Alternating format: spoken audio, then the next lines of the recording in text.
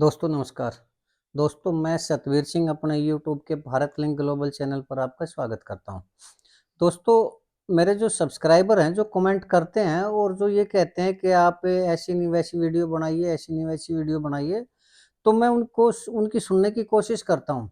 और अगर वो ठीक कह रहे हैं तो मैं कई बार अपने सब्सक्राइबर की जो डिमांड है वो पूरी करता हूँ और उनके अनुसार वीडियो बनाता हूँ। तो एक मेरे सब्सक्राइबर ने कमेंट किया था कि आप बिना पॉलिटिक्स की भी वीडियो डाला करो। हालाँकि मैंने काफ़ी वीडियो डाली हैं बिना पॉलिटिक्स की, लेकिन पॉलिटिक्स की ज़्यादा इसलिए डालता हूँ कि पॉलिटिक्स मेरा पसंदीदा सब्जेक्ट है और 25 साल मैंने जो पत्रकारिता की है वो पॉलिटिशियन के आसपास ही की है। तो इसलिए फ़ेवरेट सब्जेक्ट होने के कारण मैं इसके ऊपर ज़्यादा वीडियो बनाता हूँ। तो चलिए आज हम दोस्तों एक ऐसी वीडियो बनाएँगे जो जिसमें पॉलिटिक्स भी हो और पॉलिटिक्स ना भी हो। तो ऐसा ही मैं आज विषय लेना चाह रहा हूँ। तो चलिए दोस्तों शुरू करते हैं। दोस्तों ये बात है लगभग आज से 20-22 साल पहले की। मैं कोर्ट में गया हुआ था, लगभग कोई काम था मेरे को, तो जब मैं कोर्ट में गया तो मैंने देखा कि एक कोई 70-75 साल के बुजुर्ग जिनका शरीर था वो काफ़ी हैवी था और पैरों में ताकत थी नहीं क्योंकि बुजुर्ग हो चुके थे, हो सकता है 80 साल के या उससे ऊपर भी हों वो।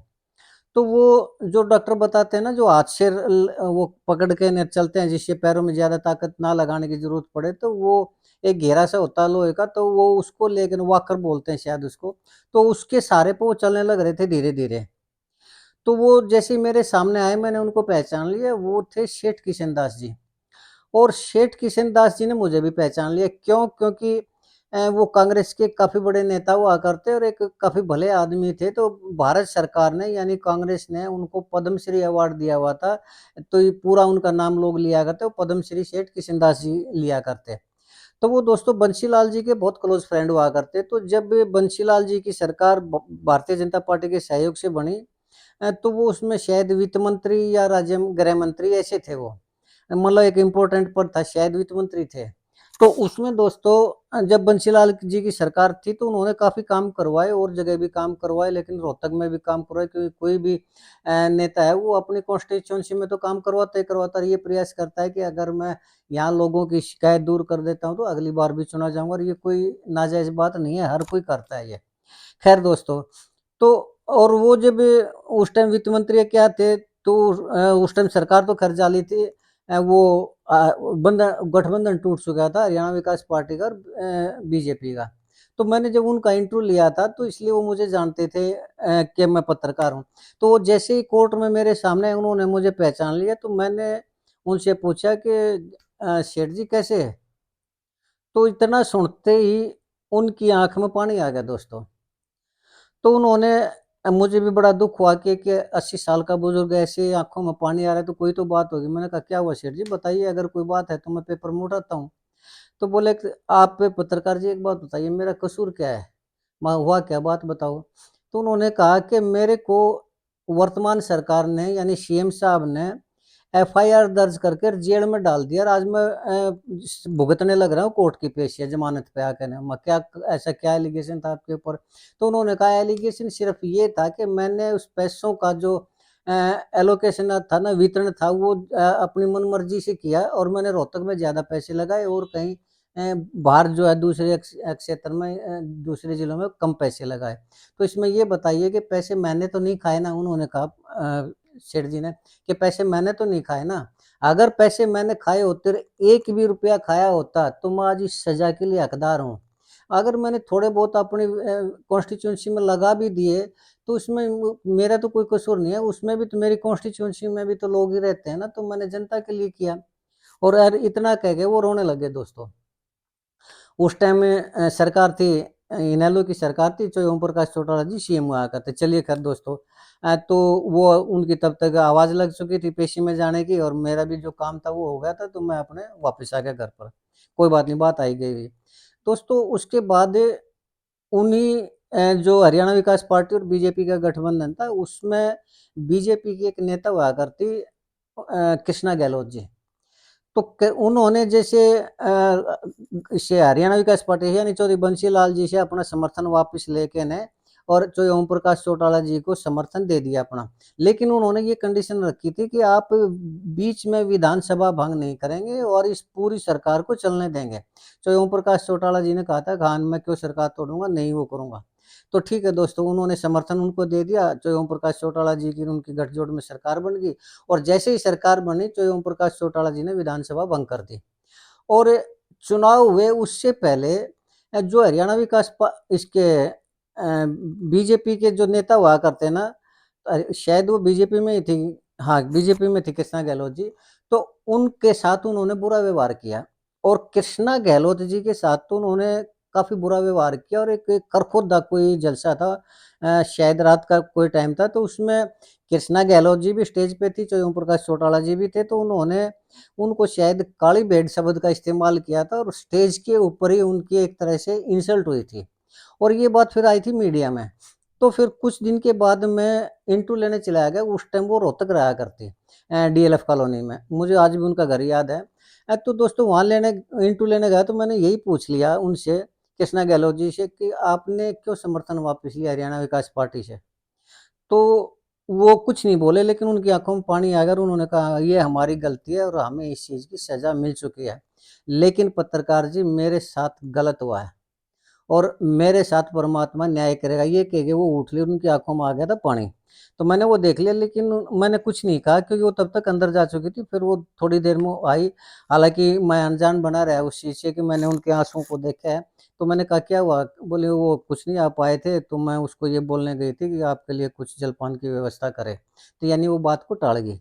चलिए दोस्तों, वो बात भी आई गई हुई, कोई बात नहीं। लेकिन फिर दोस्तों एक और उदाहरण देना चाहूँगा मैं आपको। सुरेंद्र जी हुआ करते, बहुत बढ़िया आदमी थे, बंसीलाल जी के लड़के। तो हालाँकि जेंटल आदमी थे, मैंने भी उनका इंटरव्यू लिया था और वो मुझे जानते थे। मैंने उनसे कई सवाल भी पूछे थे, उनका बहुत बढ़िया जवाब दिया था और क्या जवाब दिया था मैं अगले किसी उसमें बताऊँगा क्योंकि वीडियो लंबा हो जाएगा। तो चौधरी सुरेंद्र जी का 2005 में निधन हो गया। तो 2005 में उनका निधन हुआ, तो जो बंसीलाल जी ने अपनी राजनीतिक वारिस श्रुति चौधरी जी को बना दिया। क्यों? क्योंकि जो रणबीर जी या दूसरे थे वो उनको अपना वारिस नहीं माना करते और वो सुरेंद्र जी की ही थे, वही उनका अपना राजनीतिक वारिस माना करते और उनकी विरासत को वो आगे बढ़ा भी रहे थे। हालाँकि सुरेंद्र जी ने एक बार जब बंसीलाल जी रक्षा मंत्री थे, कोई एक ऐसा अपनी ताकत के नशे में आके कोई ऐसा कांड कर दिया था जिसकी काफ़ी आलोचना हुई थी, वो मैं फिर कभी डिस्कस करूँगा। लेकिन खैर दोस्तों, 2006 में बंसीलाल जी का हो गया निधन। तो जैसे ही बंसीलाल जी का निधन हुआ, किरण चौधरी जी उनकी पुत्रवधू हैं और किरण चौधरी जी ने वो विरासत की पगड़ी है ना, वो खुद पहन ली और श्रुति चौधरी को मुझे ऐसा लगता है कि उन्होंने पीछे कर दिया और अपनी जो राजनीतिक महत्वाकांक्षा थी, राजनीतिक महत्वाकांक्षा रखना कोई बुरी बात नहीं है और वो किरण चौधरी जी हैं, वो जो बंसीलाल जी मुख्यमंत्री हुआ करते, उनकी पुत्रवधू थी, तो मुख्यमंत्री बनने का सपना उनका कोई बुरा नहीं था, तो उन्होंने मुख्यमंत्री बनने का सपना लिया और किरण चौधरी न श्रुति चौधरी है, उनके लिए ज़्यादा कुछ नहीं था। वो उनकी बेटी थी और उन्होंने अपनी राजनीतिक उसको आगे बढ़ाया किरण चौधरी जी ने। ख़ैर दोस्तों, अब वो मुख्यमंत्री बनी या नहीं बनी, ये तो सबके सामने है। तो अब बात करेंगे दोस्तों हम भूपेंद्र हुड्डा जी की। भूपेंद्र हुड्डा जी 2005 में मुख्यमंत्री बने हरियाणा के, जब कांग्रेस की सत्ता सेंटर में भी और इसमें स्टेट में भी। तो जैसे ही वो मुख्यमंत्री बने, उन्होंने पता नहीं क्या ये सोचा कि जितने भी और पावरफुल नेता हैं ना, उनको खत्म कर दिया जाए उनकी ताकत को, ताकि वो अकेले मैदान में बचे और कोई भी उनका कॉम्पिटिटर ना बने। तो उन्होंने ये सोच कर ना धीरे-धीरे जो भी मजबूत नेता थे, उनमें सबसे जो बड़ा नाम था राव इंदरजीत जी का था और राव इंदरजीत जी मैं उस टाइम भी नहीं समझ पाया कि राव इंदरजीत जैसे कद्दावर नेता के होते हुए मुख्यमंत्री भूपेंद्र हुड्डा जी कैसे बने। ये तो खैर बाद में जब उसका विश्लेषण हुआ तो पता चल गया कैसे बने, किन परिस्थितियों के कारण बने, वो आज का हमारा विषय नहीं है। तो राव इंदरजीत जी डिजर्व करते थे मुख्यमंत्री बनने के लिए और भूपेंद्र हुड्डा जी इस चीज़ को जानते थे कि दक्षिणी हरियाणा के जो सबसे पावरफुल नेता हैं वो राव इंदरजीत जी हैं। तो उन्होंने न सिर्फ राव इंदरजीत जी को खुड़े लाइन लगाया, पार्टी छोड़ने पर मजबूर किया, बल्कि इसके अलावा चौधरी वीरेंद्र सिंह जी को भी पार्टी छोड़ने पर मजबूर किया, कुलदीप बिश्नोई को जी को पार्टी छोड़ने पर मजबूर किया अशोक तंवर जी को पार्टी छोड़ने पर मजबूर किया और कुमारी शैलजा जी के कद को आज भी इतना कम कर रखा है कि वो हालांकि कहती रहती है कि मुख्यमंत्री मुझे बनना है, मैं दावेदार हूं, लेकिन उनकी इतनी ज्यादा नहीं चलती। इसके अलावा किरण चौधरी जी हैं, वो भी उन्हीं के उसमें नहीं बन पाई, उन्होंने उनका राजनीतिक कद काफी कम किया और मजबूर हो गए, उनको भी पार्टी छोड़कर बीजेपी में जाना पड़ा। और इसके अलावा रणदीप सुरजेवाला जी हैं, रणदीप सुरजेवाला भी आज एक हल्के से ज्यादा वो उनका ज्यादा प्रभाव रह ही नहीं गया और वो इसके प्रवक्ता हैं, उनके राहुल गांधी जी के प्रवक्ता हैं। तो कहने का मतलब ये है कि राजनीतिक रूप से उनको भी कमजोर कर दिया। अब दोस्तों ये कुदरत का, ये देखिए, मैं आज का जो टॉपिक है यही है कि किस्मत के लेख। किस्मत के लेख क्या होते हैं दोस्तों के, आदमी ये सोच के नहीं करता है कि आज मैं पावर में हूं तो सब कुछ मेरी मुट्ठी में है, यानी भगवान भी मेरी मुट्ठी में है, जो मैं कहूंगा जो करूंगा वही ठीक होगा। और वो ऐसे काम कर देता है, यानी अपनी किस्मत से ऐसे लेख लिख लेता है आके उसकी किस्मत जो वो दूसरों के साथ करता है ठीक वही उसके साथ होता है। और ये कुदरत का नियम है दोस्तों। और मैं भी कई बार कहता हूँ और सोचता हूँ कि इंसान को अपने कर्मों को ठीक रखना चाहिए। अगर इंसान के कर्म ठीक हैं तो परमात्मा उसको इनाम देगा ही देगा, कितना ही चाहे कुछ कर ले, चाहे वो न किसी धर्म गुरु के पास जाए, ना किसी मंदिर में जाने की जरूरत, ना किसी और धर्म स्थान पर जाने की जरूरत, और ना ही किसी देवी देवता को मनाने की जरूरत, अगर उसके कर्म ठीक है। और अगर उसके कर्म गलत हैं तो आप कितने किसी भी धर्म गुरु के पास जाइए, किसी भी मंदिर में जाके माथा टेकिए, किसी देवी देवता के चरणों में जाके माथा टेकिए, आप उन अपने कर्मों के प्रतिफल से, दुष्कर्मों के प्रतिफल से बच नहीं सकते। क्यों? क्योंकि यही कुदरत का नियम है और इससे आदमी बच नहीं सकता दोस्तों, चाहे कुछ भी कर ले। तो यही बात भूपेंद्र हुड्डा जी के ऊपर भी लागू हुई। तो जैसे उन्होंने और नेताओं का कद कम किया और उनको मुख्यमंत्री पद के दावेदार राव इंद्रजीत जी जैसे लोग जो मुख्यमंत्री पद के दावेदार था, उनको सत्ता से बाहर किया, उनको पार्टी से बाहर किया, तो एक दिन वो खुद भी सत्ता से बाहर हो गए। और सबसे बड़ी दुख परिस्थिति देखिए कि अब ये जो चुनाव हुए थे 2024 में, उनके हाथ से सत्ता ऐसे निकल गई जैसे मुट्ठी में से रेत निकलता है। और आज वो सिवाय फड़फड़ाने के, सिवाय दुख मनाने के कुछ भी नहीं कर सकते। शायद वो ये सोचते होंगे कि ये बीजेपी की चाल थी, ये फलाना था, धकड़ा था, अब चाहे उनके ऊपर कोई एलिगेशन लगो या कुछ भी हो, लेकिन मुझे लगता है कि जो उन्होंने काम किया, जो उन्होंने कर्म किया, जो उन्होंने दूसरों के साथ किया, आज परमात्मा ने वही उनके साथ किया है।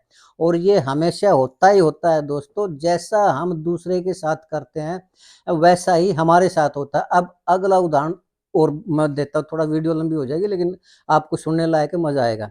अब बात करते हैं दोस्तों राव इंद्रजीत जी की।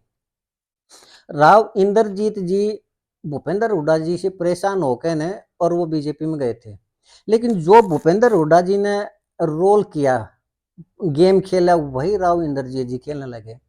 और सबसे पहले तो उन्होंने 2019 में राव नरबीर जी का टिकट कटवाया बादशाहपुर हल्के से और अपने आदमी मनीष यादव जी को उन्होंने टिकट दिलवाया और राव इंद्रजीत जी की एक तरह से जो कैरियर था उनको डाउन करने की सोची। तो अब देखिए दोस्तों, इंसाफ देखिए, कुदरत का इंसाफ। जिस राव इंद्रजीत जी ने राव नरबीर जी को बाहर करने की कोशिश की थी, आज उन्हीं राव नरबीर जी ने राव इंद्रजीत जी को चुनाव में हरा दिया। मानेसर के जो 5 तारीख को चुनाव हुए थे उसमें। तो कर्म की सजा मिली या नहीं मिला, ये देखिए। और अभी इस चुनाव में ये जो नांगल चौधरी से डॉक्टर अभय यादव जी थे, उनको भी हरा के ने मंजू चौधरी को जिताया। तो जो कर्म भूपेंद्र हुड्डा जी ने या दूसरों ने किए थे, वही उन्होंने कोई सीख नहीं ली और उन्होंने भी वही काम किया। तो वही काम किया तो जो पिछले पहले वाले लोगों को सजा मिली, तो सजा तो उनको भी मिली फिर और उनको मिलेगी। अब लेकिन दोस्तों, कर्मों का लेख मैं फिर बताता हूँ। और इसी मामले में एक पॉजिटिव पॉइंट भी है, क्योंकि कुदरत जब अपने खेल खेलती है तो वो अजीब तरीके से खेलती है, लोगों को समझ में नहीं आता दोस्तों। एक बादशाहपुर हल्के से थे, गुड़गांव में रहा करते, एक यंग लड़का था राकेश, दौलताबाद गांव का। मैंने लगभग 2000 के आसपास उस लड़के का इंटरव्यू लिया था। उस टाइम में बजगेड़ा चौक के ऊपर उनका ऑफिस हुआ करता। बजगेड़ा चौक से पालम विहार की तरफ जाते हैं, वहाँ एक छोटा सा उनका ऑफिस हुआ करता। और बॉम्बे के अंदर उनका मैन पावर का काम था, मुंबई जिसको आज बोलते हैं। और वो बहुत एनर्जेटिक लड़का था। तो मुझे पता चला कि ये लड़का समाज के लिए कुछ करने की कोशिश कर रहा है और राजनीति में आने की कोशिश कर रहा है। तो मैं उनका इंटरव्यू लेने चला गया। तो अक्सर इंटरव्यू में मैं उल्टे सीधे सवाल पूछता हूँ, यानी अगला परेशान हो जाता है मेरे से। लेकिन उन्होंने सफलतापूर्वक मेरे सारे जब सवालों का जवाब दिया और शांति से जवाब दिया। और जो उन्होंने काम किए थे वो बताए, और जो भविष्य में वो करना चाह रहे हैं वो प्लानिंग उन्होंने मेरे को बताई। तो मुझे लगा कि इस लड़के के अंदर एनर्जी है और दम है, और ये आने वाले टाइम में शायद काफ़ी ऊपर जाएगा। तो उन्होंने दोस्तों बहुत प्रयास किया राकेश दौलताबाद ने। अ, हर बार एमएलए का चुनाव लड़ते, पार्टी भी बदल के देखी, इनेलो में भी चले गए, फिर भी उनको वो नहीं मिला। लेकिन उन्होंने एमएलए बनने के लिए अपना सब कुछ दांव पर लगा दिया, सब कुछ झोंक दिया उन्होंने। और ये भी नहीं कि कोई बुरे कर्म किए हों। तो जब आदमी इतना कुछ करता है तो कहते हैं ना कि अगर आप किसी चीज़ को दिल से चाहो तो पूरी कायनात उसको आपको देने में लग जाती है। तो दोस्तों मुझे ऐसा लगता है कि 2019 का चुनाव था, वो राकेश दौलताबाद के लिए था। राव इंद्रजीत जी ने राव नरबीर जी की टिकट कटवाई। राव नरबीर जी ने अपना समर्थन दिया राकेश दौलताबाद को, और राकेश दौलताबाद उस चुनाव में जीता, और जो उनका एमएलए बनने का जो सपना था वो उनका पूरा हुआ। लेकिन दोस्तों अब इससे आगे की भी छोटी सी बात है। राकेश दौलताबाद ने अपना सब कुछ लगा दिया था, लेकिन तब तक वो राजनीति के खेल समझ चुका था, और उसको ये समझ में आ चुका था कि यहाँ से चुनाव लड़ना और चुनाव जीतना बहुत मुश्किल है और बहुत असंभव है। लेकिन उन्होंने इतना कुछ खो दिया था, इतना कुछ लगा दिया था कि उसके कारण परमात्मा ने उनको एमएलए तो बना दिया। लेकिन उसी दिन, जिस दिन एमएलए बने, ये सुनने में आ रहा है कि उसी दिन राकेश दौलताबाद ने ये कह दिया था कि बस मेरा यही सपना था और यहीं तक था, इसके बाद मुझे कोई मेरी इच्छा नहीं है और कोई मेरी राजनीतिक तमन्ना नहीं है, मेरा सपना हुआ पूरा। और उन्होंने काम करना छोड़ दिया दोस्तों, और काम करना छोड़ दिया तो उनको समझ में भी आ चुका था कि अब राजनीति में उनका कैरियर नहीं है, तो उनका कैरियर होगा ख़त्म। लेकिन दोस्तों उन्होंने जो सपना लिया था, जो मेहनत की थी, जो सिरदर्द की बाजी लगाई थी, सच्चे दिल से उस उन्होंने एमएलए बनने की वो की थी, तो वो परमात्मा ने एक ऐसा खेल भी खेला कि उसी में से राकेश दौलताबाद की जीत का रास्ता निकाल दिया। तो दोस्तों ये परमात्मा के खेल हैं, और इस खेल का सिर्फ एक ही नतीजा है, कर्म। आप जैसा कर्म करेंगे वैसा आपको प्रतिफल मिलेगा ही मिलेगा, हर हालत में मिलेगा। इसलिए अगर आप कर्मों को ठीक रखते हैं तो मैं बार बार कहता हूँ कि आपको किसी मंदिर जाने की जरूरत नहीं है, कुछ करने की जरूरत नहीं, किसी की देवी देवता के सामने हाथ जोड़ने की जरूरत नहीं, सिर्फ कर्मों को ठीक करिए। अन्यथा जैसा आप दूसरों के साथ करेंगे, आपको कोई बचाने वाला नहीं है, वैसा आपके साथ होगा ही होगा। इस चीज से कुछ फर्क नहीं पड़ता कि आप कितने ताकतवर हैं, कितना रुतबा है, कितने दिलेर हैं, कितने बड़े डॉन हैं आप, इससे परमात्मा के सामने कुछ भी फर्क नहीं पड़ता। अच्छे कर्म करिए, परमात्मा सफलता देगा, हर हालत में सफलता देगा। ईमानदार रहिए, परमात्मा आपके परिवार में सुख शांति देगा, हर हालत में देगा। नेक बनिए, दूसरों की मदद करिए, परमात्मा आपके बच्चों को कामयाब करेगा। जरूरी नहीं कि करेंसी नोट आपकी जेब में बहुत ज़्यादा हो, आपके घर में बहुत ज़्यादा हो, लेकिन अगर आपके घर में सुख शांति है, आपके बच्चे सदमार्ग पर हैं, आपके बच्चे कामयाब हैं, तो उससे बड़ी दौलत नहीं होती दोस्तों। अन्यथा बड़ी बड़ी दौलत ऐसे के ऐसे ज़मीन में रखी रह जाती है, आदमी खाली हाथ चला जाता है। सिकंदर जैसा, जिसको महान कहते हैं, जिसने पूरी दुनिया जीत ली थी, वो भी खाली हाथ चला गया था। रावण का भी अहंकार नहीं रुका था दोस्तों, तो आम आदमी की तो वैल्यू ही कहाँ है। आज के लिए इतना ही दोस्तों। आज का मेरा ये विषय था किस्मत के लेख। किस्मत जो आदमी खुद अपने हाथ से लिखता है, किसी दूसरे के हाथ से नहीं। कर्मों का प्रतिफल ही किस्मत है दोस्तों।